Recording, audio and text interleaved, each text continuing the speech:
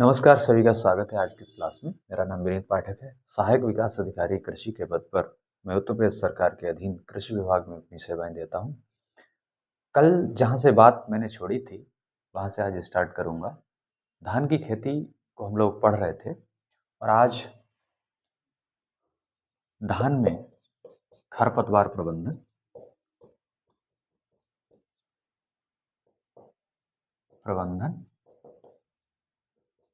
सिंचाई प्रबंधन, सिंचाई प्रबंधन या सिंचाई की कौन सी क्रिटिकल स्टेज हैं उनको बताऊंगा। क्रिटिकल स्टेजेस, क्रांतिक अवस्थाएं, और इसके बाद जो डैपोक मेथड ऑफ राइजिंग नर्सरी उसकी मैं बात करूंगा। नर्सरी बनाने की जो सामान्य विधियां हैं वो आप जानते हैं। छिटकवा धान को बोया, अंकुरण हुआ और ये हमारी जो पौध थी धान की वो तैयार हो गई और इसको यहाँ से लेकर के हम मुख्य खेत में इसकी रोपाई कर देते हैं। ये सामान्य नर्सरी उगाने की जो विधि है वो प्रचलित है। एक एक करके हम लोग बात कर लेते हैं। जब हम खरपतवार प्रबंधन की बात करते हैं, खरपतवार प्रबंधन इसलिए बहुत महत्वपूर्ण है। अगर किसी फसल में खरपतवार प्रबंधन न किया जाए तो 30 से 40% की जो उपज है उसका नुकसान हो जाता है। खरपतवार जो प्रबंधन है वो चाहे हम हाथ से करें चाहे खुरपी से करें।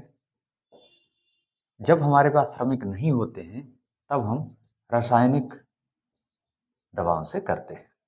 रासायनिक दवाओं की हम बात करेंगे तो सर्वप्रथम जिसको प्रोपेनिल कहते हैं, प्रोपेनिल, और इसका ट्रेड नाम है स्टैम्प F34।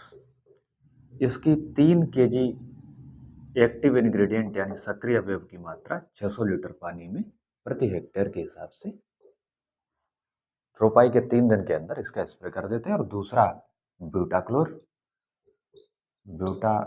जिसको मसेटी कहते हैं इसको, इसकी 2 किलोग्राम सक्रिय तत्व की मात्रा 600 लीटर पानी में प्रति हेक्टेयर के हिसाब से रोपाई के 3 दिवस के अंदर हम दे देते हैं।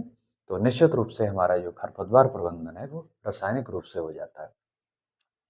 अब इसके बाद देखते हैं, हम बात कर रहे थे सिंचाई प्रबंधन की। खरपतवार प्रबंधन की बात हमने यहाँ पर देखी। सिंचाई प्रबंधन में हम देखते हैं कि सिंचाई के लिए क्रांतिक अवस्थाएं क्या है।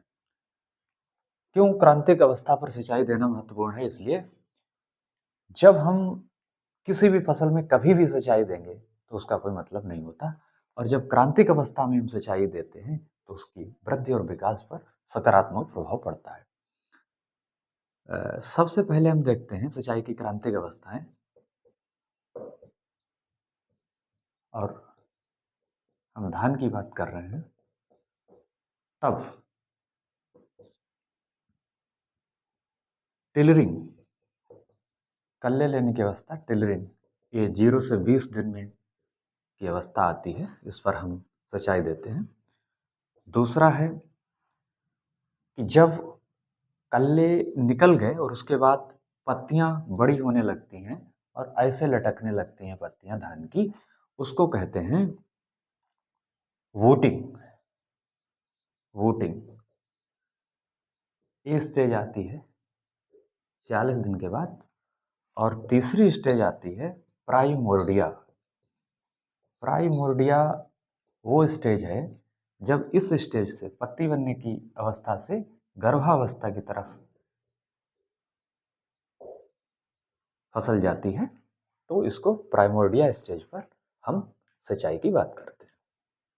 ये सभी सिंचाई की क्रांतिक अवस्थाएं, और बहुत महत्वपूर्ण मैंने समझा कि आपको डैपोक मेथड ऑफ राइजिंग नर्सरी, धान की नर्सरी की डैपोक विधि जो है वो बताई जाए।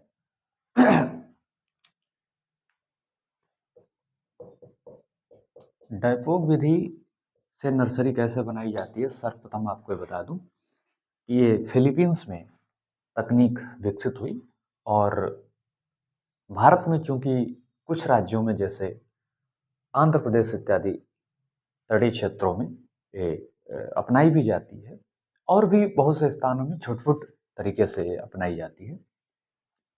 सबसे पहले एक हम नर्सरी की बीज सया तैयार करते हैं 100 मीटर स्क्वायर की और प्रति मीटर स्क्वायर में प्रति मीटर स्क्वायर के हिसाब से ये 100 मीटर स्क्वायर का जिस तरह से हम 1 हेक्टेयर के लिए नर्सरी तैयार करते हैं, वो हमने बीज सया तैयार कर ली और इस बीज सया पर पॉलीथीन की शीट हम बिछा देते हैं, या तो पॉलीथीन शीट हो या केले का छिलका बिछा देते हैं। फिर हम सॉइल मिक्स तैयार करते हैं और आपको बता दें कि 6 केजी बीज प्रति हेक्टेयर के लिए पर्याप्त होता है इसमें, नर्सरी बनाने के लिए।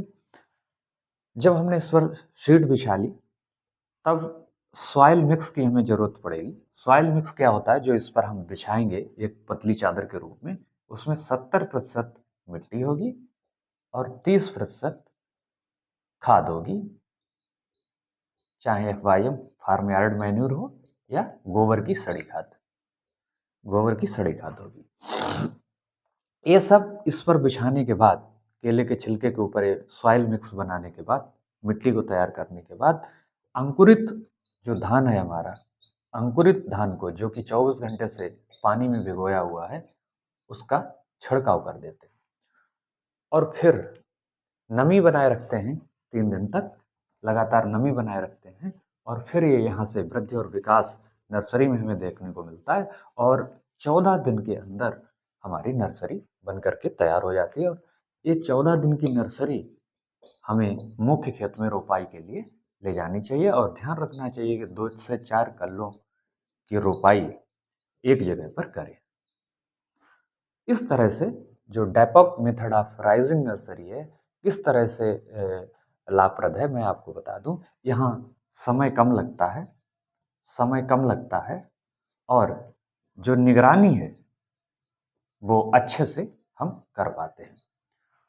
इसलिए इसको यहाँ पर रोग और कीटों का भी, समय चूंकि जल्दी तैयार हो जाती है, रोग और कीटों का भी हमें यहाँ पर अच्छे से निगरानी करने का समय मिल जाता है और जो पौध तैयार होती है वो स्वस्थ पौध तैयार होती है।